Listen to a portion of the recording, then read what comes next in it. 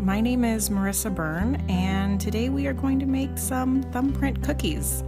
What we're going to start with is just a base of 2 sticks of butter, which are room temperature, a cup of sugar, and 2 tablespoons of vanilla. First, you're just going to work it together and get it all uniform. And then you'll go in with your mixer, and you want to cream this for about 2-3 minutes. You don't want to over cream, but you want to make sure that the sugars are dissolved and you have a nice creamy texture. Make sure you scrape your bowl down so you get all of your ingredients into the middle of the bowl. And then we add 2 cups of flour. And again, we're gonna go in with a spatula or a wooden spoon just so you can bring it together and you don't want your flour flying all around.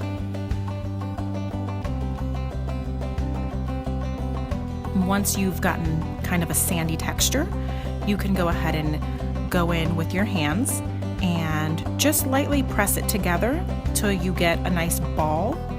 You don't want to work this dough too much just because it does have 2 sticks of butter. So the more you handle the dough, you're not going to have a good shape of a cookie. So don't overwork it. I'm going to go ahead and use a 1 tablespoon measuring cup.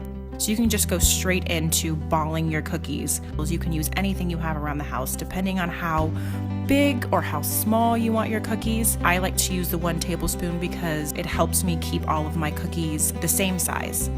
I do 8 at a time, and also we're not buttering our pan that's going in the oven. So once we roll them, lightly press with our thumb in the middle of the cookie. And if you get any breaks or ridges or anything like that, that's completely fine. It gives the cookie a rustic look. You don't have to take it off and ball it again. I recommend using jam and not jellies. Jellies have more of a rubbery consistency when they're baked in the oven, and jams tend to caramelize. So that's what we're going to use today. We're using Boysenberry, which has a lot of acidity, so I think it works really well with this cookie. It's my favorite. And if you overfill, that's fine as well. Just go back and scoop a little bit out, and if you see that they're overflowing in the oven, the jam's kind of seeping out, that's fine. It'll caramelize on the pan. It's actually really good. This recipe will probably give you, depending on the size of cookie you make, anywhere between 20 to 24 thumbprint cookies. We are also going to do a chocolate option with chocolate drops. You bake these at 350 from anywhere between 16 to 18 minutes. Your tops are actually going to be pretty light, and your bottoms are going to get golden.